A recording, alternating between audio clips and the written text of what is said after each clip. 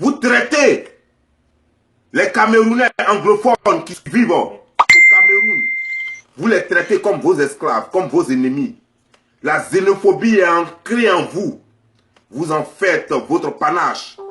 Et c'est vous qui venez pour apprendre des leçons de droit et de démocratie aux gens, alors que chez vous, la démocratie, elle n'existe pas. Alors que vous, votre président est déjà au pouvoir, il ça fait 34 ans. Ça va faire bientôt un demi-siècle.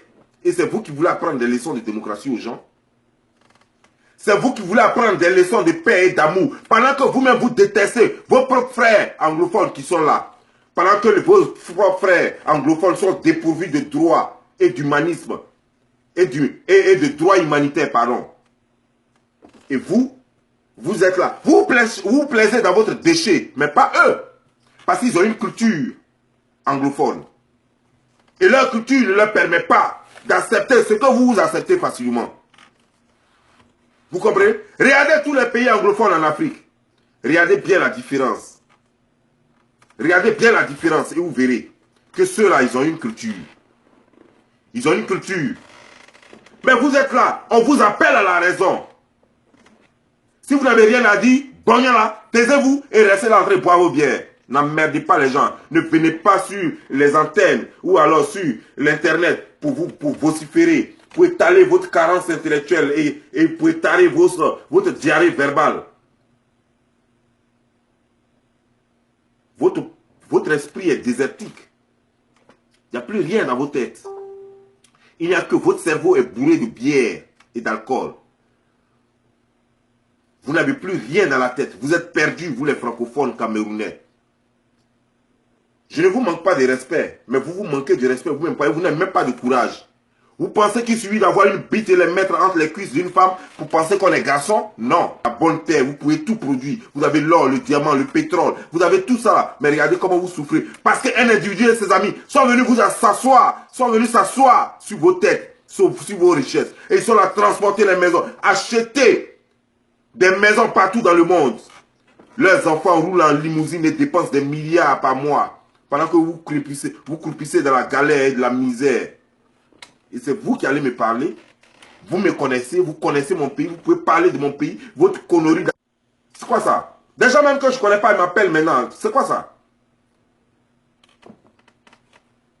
Vous comprenez? Je vais vous dire la vérité, vous les Camerounais francophones là. Heureusement, parmi vous, il y a certains qui font l'exception. Mais ils sont seulement 1 ou 2% de la population, malheureusement. C'est toujours on reçoit les ordres, on vous met sur le terrain. On arrive sur le terrain, sur le renseignement.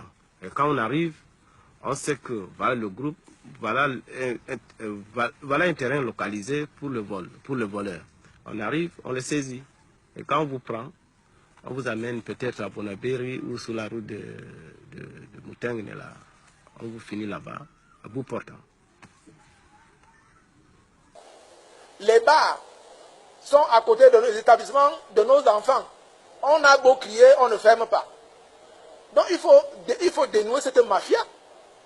Il faut qu'on revienne à l'état de droit. Ne respectez pas, c'est-à-dire que l'élite administrative, vous ne respectez pas ça. Comment vous allez demander aux populations de le respecter?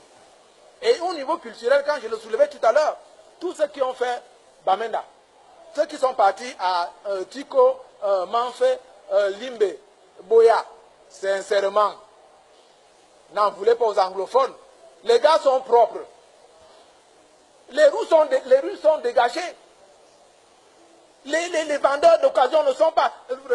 Regardez chez moi, si là on a cassé, je croyais que la route était normale.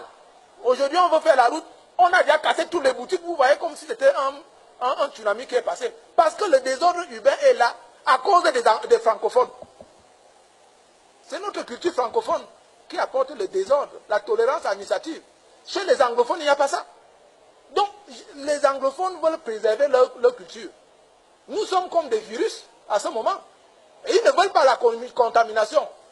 C'est pour ça que je veux dire non. Parce que les gens s'asseyent dans les bureaux à Yaoundé ou à Douala. Ils ne vont même pas dans le pays pour voir comment les gens souffrent là-bas. Ils ne voient pas comment les gens vivent. Donc voilà la vraie question.